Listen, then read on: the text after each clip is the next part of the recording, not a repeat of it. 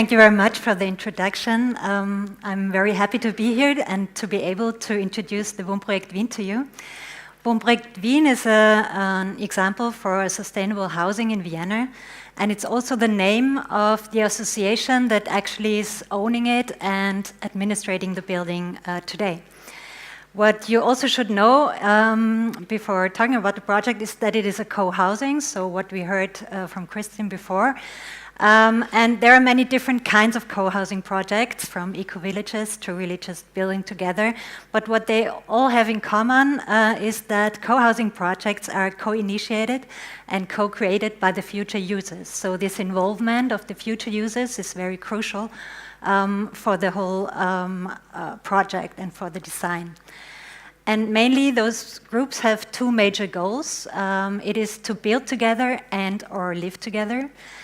As we heard in Berlin, it might be more to build together to be able to achieve affordable houses.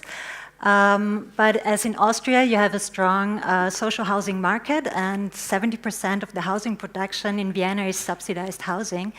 The affordability is not the major motivation for the people to start a co-housing, but it is more this community-based lifestyle, these new possibilities it gives you to live in a sustainable way. So actually, what makes the project special, what makes such projects special is the process. And so I want to first talk about the genesis of the project, as an inspiration maybe to you to start projects by yourself. Actually, like every project, it starts with the dream of a single person. And in our case, it was Heinz Feldmann, who in 2009 had this vague idea that he wanted to live in a more sustainable way. He wanted to reduce his CO2 footprint, but do this in the city together with other people in a more community-based lifestyle, sharing things, and just a more intelligent lifestyle than a single family house or apartment. So, unfortunately, as you should know, only 1 of 1,000 dreams come true. We all know it. So many ideas that we are carrying with us. But one thing you should do to make it happen is to share the idea, just to talk to people, to get together, and you will see that many other people had the same idea. So after a short time, there was a group of 15 to 20 people that were actually starting to plan how to get there, how to start the co-housing. What was an important step is to create out of these many ideas and many dreams, single dreams, a common vision. So they made a workshop only for that, and what their vision is in short, it says is that they wanted individuality within community, so these two polar things we both want, but it's not easy to combine. They wanted to live in a communicative architecture, and they wanted to be a nucleus of sustainability within the city. So this vision was guiding them through the project and was kind of the headline to all the decisions they made together. Actually, what is difficult for projects, or where they come to a sticking point, is to find a site. So they wanted to have a central site, affordable, and to find it within a lifetime. So in this case, it is not so easy for a private group, because they're competing with professional developers that are much faster in getting the money, getting the sites. But you have to know that in Vienna, the city is still owning a lot of land, and they are giving it to developers in competitions.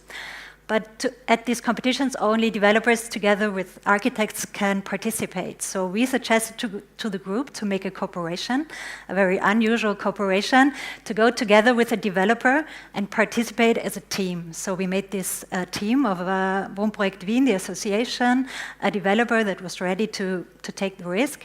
We had a project management, and as we were applying for a bigger site, we had two blocks built there, so one normal subsidized housing and one for the group.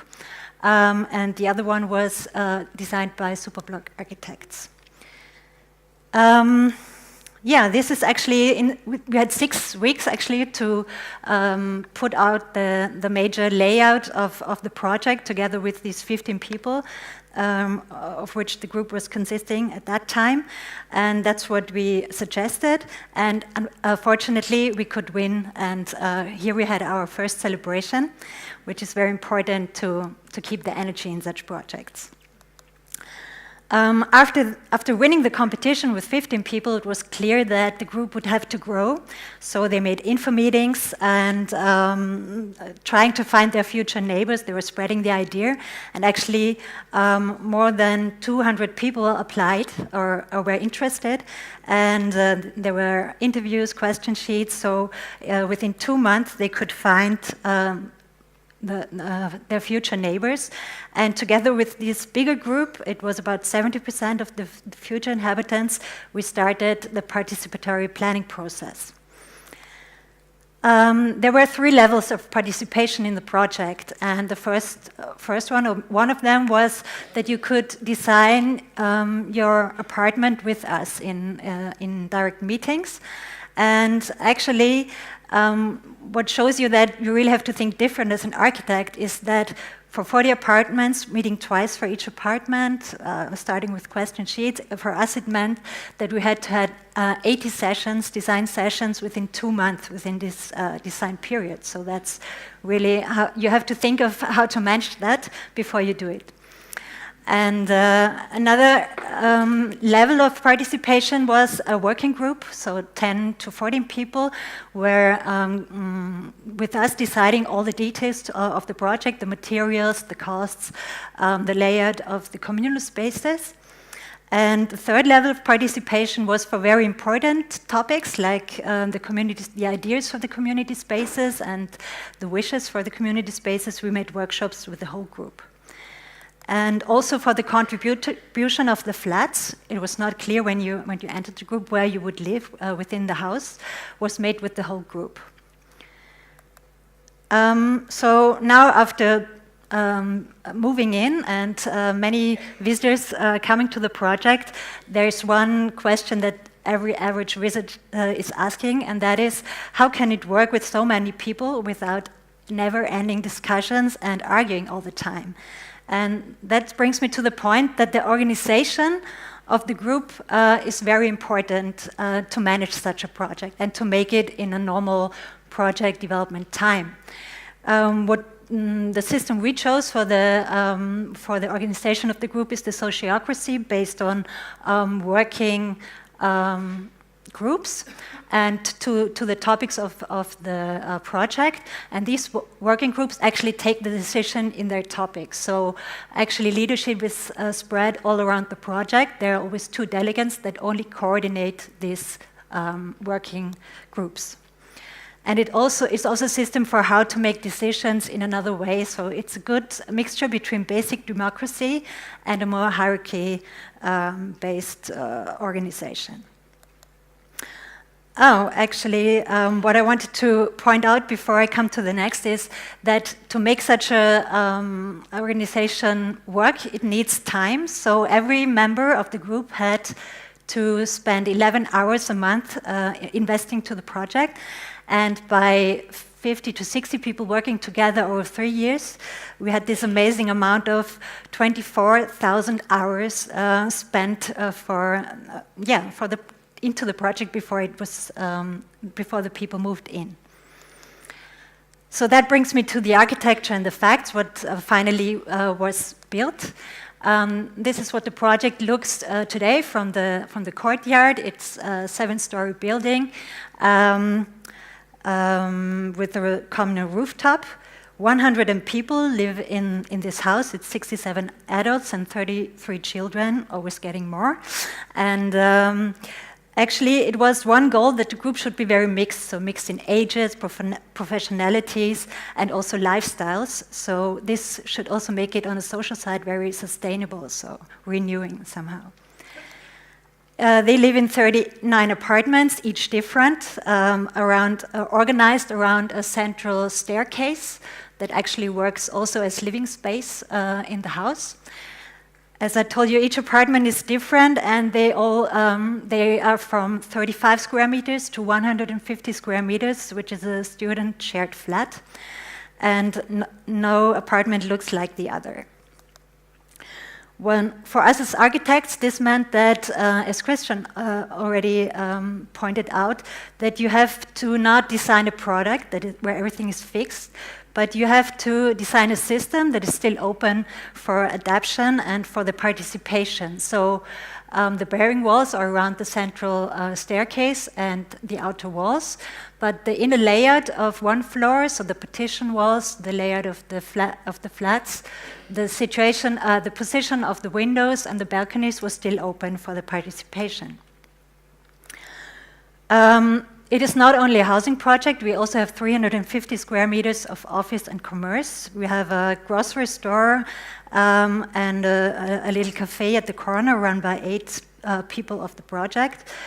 We have our office actually in the house. There's also a physician and a coaching office, so many different people working in the house and live in it also during the day. But what is the heart of the building actually is the 700 square meters of community space that the people share. And this large amount of community space actually was only possible because we did not use the basement for car parking, as we had a car sharing, I will talk about later. But we made, for instance, a big event space that is also rented out to external users and enlightening it by a courtyard, so that you could really gain much more community space through that. We also have a big workshop, so people can do their own things and share items. And in the ground floor, we have a big community kitchen, so everybody has his or her kitchen, but it doesn't have to be so big, because you have this big kitchen where you can make parties, invite friends, and also we have our daily lunch there. So people that work there, people that are at home with their children, they come together for lunch every day. So it's a vegetarian meal, €3, and very cheap and very fresh. Next to the kitchen, there is the children playroom. This picture actually shows quite well the communicative architecture. So you see the glazings to the kitchen that made possible that you can see the children, but you do not have to hear them. And actually, the children are also able to see what is going on in the basement and also from the kitchen. So you always see what's going on in the house. One important thing for co-housing projects I would recommend, we saw the project on Rödig Schoop in Anklammer Straße, actually I was able to be there as a guest once, it was really nice, is that the best should be for everybody, accessible for everybody. So the penthouse, the rooftop, is a community space, and what the people share at the Wohnprojekt Wien is a sauna, a meditation room, a library with a wonderful view over the park, and also guest apartments. And for instance, one guest apartment now is given to refugees so they can live there. So actually it also gives you space for solidarity that you would not have in a single apartment. One has to say that such projects go far beyond architecture, far beyond spaces. They also take in consideration the mobility, for instance. We have the group wanted to encourage sustainable mobility, encourage bicycle use and pedestrian mobility. So they have this big bicycle storage for 116 bikes, really big in the ground floor. You can enter directly from outside. They also share cargo bikes and things like that. They have a car sharing with 6 cars, private cars, that should be replaced to electric cars time after time. And they also, for instance, thought about food. So actually they can plant, they have a fruit and vegetable garden where people can plant and grow their own food. But they are also buying food together from a farmer outside. They made a food coop for that. And so this helps actually to be more connected to the surroundings.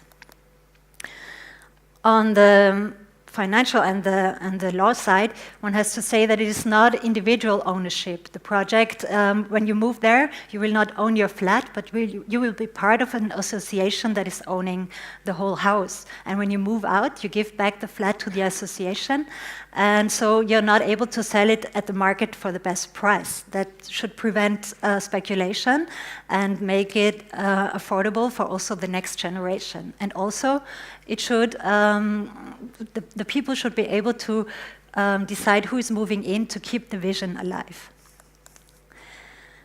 Yes, this brings me to the sustainability aspects. As was mentioned before, we won a lot of prizes with this project on sustainability, but also on mobility or social design.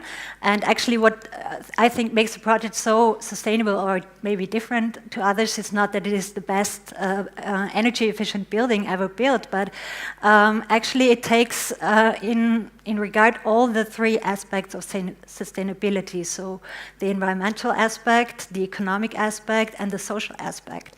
And together they make really a sustainable development.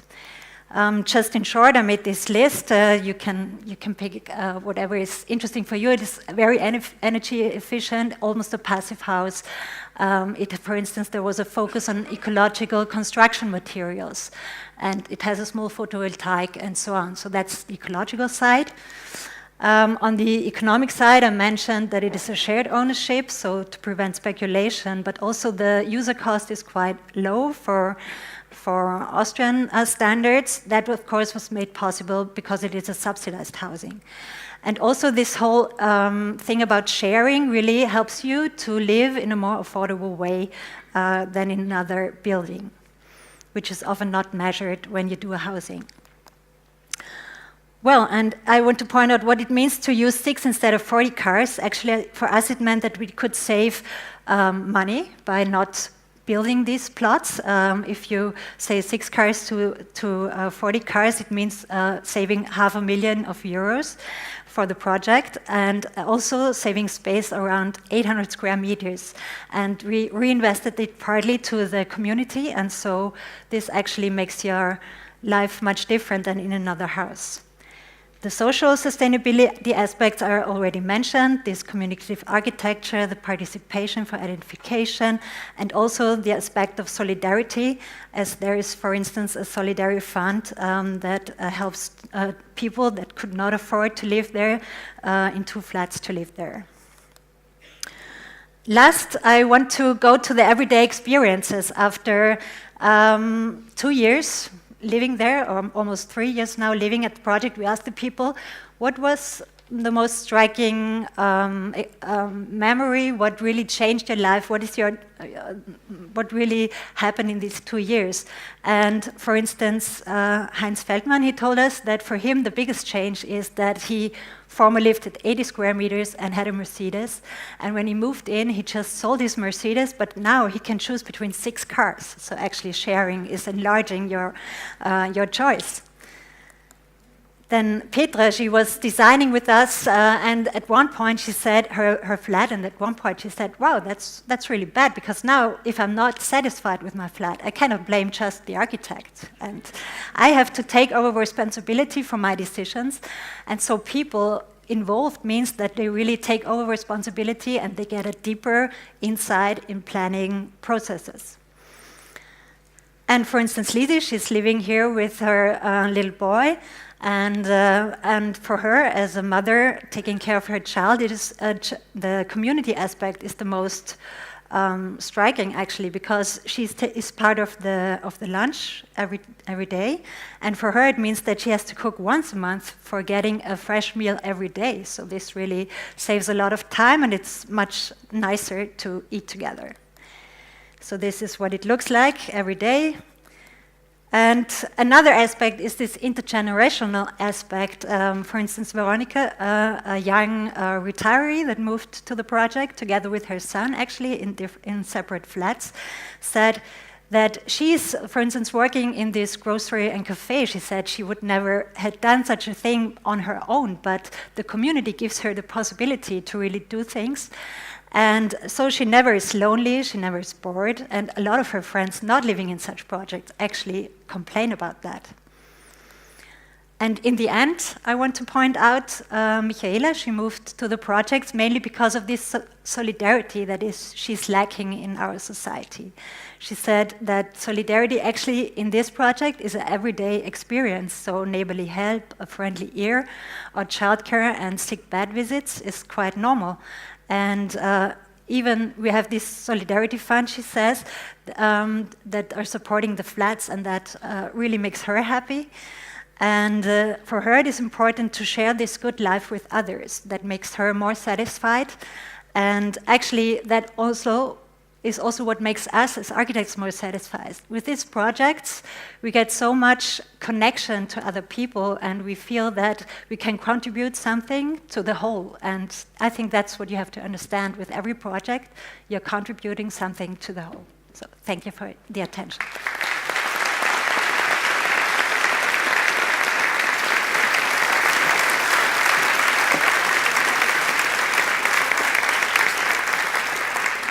Thank you, Katharina. This was very inspiring. And actually, FutureBuilt is coming to Vienna in September with a group of 40 people, and we are going to visit your project. Yeah. So it will be exciting. A few questions for you. You didn't talk too much about economy, but you said something about it's subsidized housing. But it's also, you say something about the economy, because it must have been a very kind of huge planning process, even if all the future inhabitants was contributing to using 11 hours a month. It has been necessary for you as architects and others to use a lot of time to coordinate all this. Can you have comments on this? Actually, we're not idealists only, but we also run a business. So, but what our experience is that people are ready to pay for that if they are involved in the planning process. So if they can take decisions, if they are involved, they are willing to pay a bit more than they would pay for a normal planning process. So we had a contract with the developer for the normal architecture, and we had a contract with the group for the participation, and they were paying extra for the participation. I forgot to mention that the developer in Vienna that do the subsidized housing are not allowed to make profit. So that's why actually cooperating with the developer is something quite affordable and something good for the group. But the building cost, was this about the normal or just the building cost? Within the subsidized housing, you have to be under a certain cost limit. Mm-hmm. So actually, it was very close to that limit because people wanted to invest in sustainability. So the aim was not to make the cheapest project, could also be a goal, but a really sustainable project. And actually this area sufficiency, so people said if we have these community spaces and we can share them, we can actually reduce our individual flats. Is also something that you have to take in consideration when you are living in such a house. Yeah. I got the question from the audience here.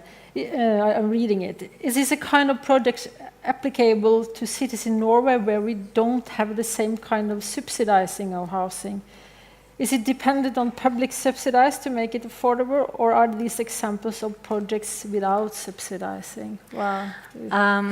Also, actually, yesterday we had a workshop with some people of the municipality about how to be able to do such projects, maybe in Oslo.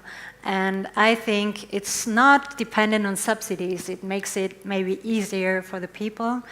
But actually, as normal production, as I understood here, is developers on a free market, and they make profit out of their projects. If you say you make it by yourself, you can save this profit, and it would make it actually more cheaper for the people. Of course, they would have to invest maybe more time, and that's also something you have to take into consideration. But with all these possibilities of sharing, I think it is not really something that will rise the costs of your living. One last question. Was it difficult to manage the group?